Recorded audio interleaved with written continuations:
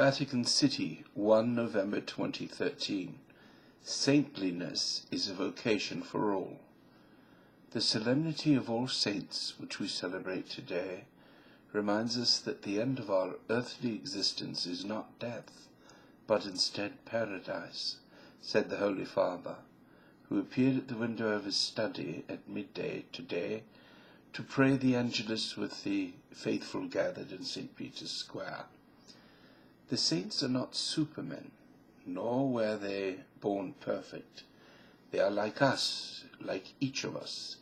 They are people, men and women, who before reaching the glory of heaven lived a normal life.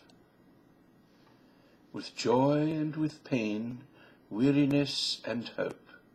But when they knew God's love, they followed him with all their heart, without conditions or hypocrisy. They spent their entire lives in the service of others.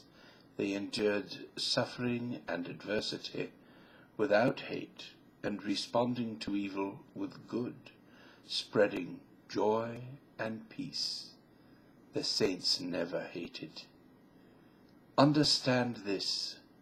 Love comes from God. But where does hate come from? Hate does not come from God, but from the devil. And the saints distance themselves from the devil. The saints are men and women who have joy in their hearts and transmit it to others. Never hate, but serve others. Those most in need, especially, pray and live in joy. This is the route to sanctity. Being saints is not a privilege of the few, as if one had a great inheritance. All of us in baptism receive the inheritance of being able to become saints. Saintliness is a vocation for all of us, and this is why we are called to walk the path of holiness. And this path has a name and a face, the face of Jesus Christ. He teaches us how to become saints.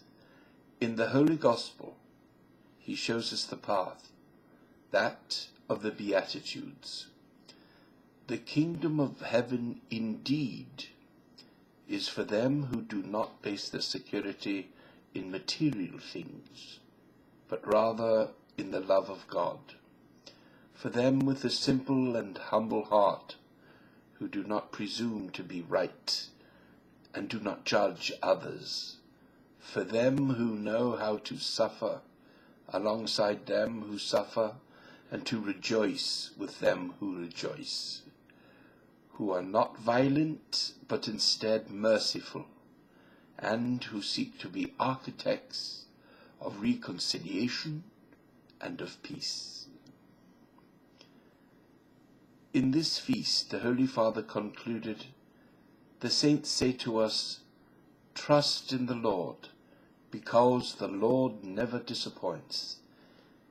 And they show to us through their lives that they who remain faithful to God and to his word already experience on earth the comfort of his love, which is multiplied 100-fold in eternity.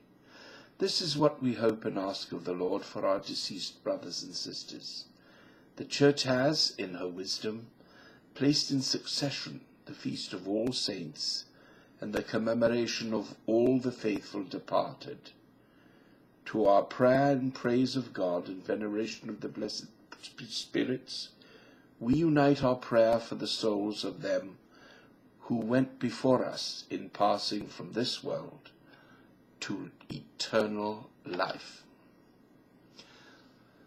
Following the Angelus prayer, the Holy Father mentioned that in the afternoon he would celebrate Mass at the Roman cemetery of Verano, and that he would pray in particular for the victims of violence, especially for the Christians who have lost their lives due to persecution, and also for our brethren, men, women, and children who have died from thirst, hunger, and fatigue, journeying in search of a better life.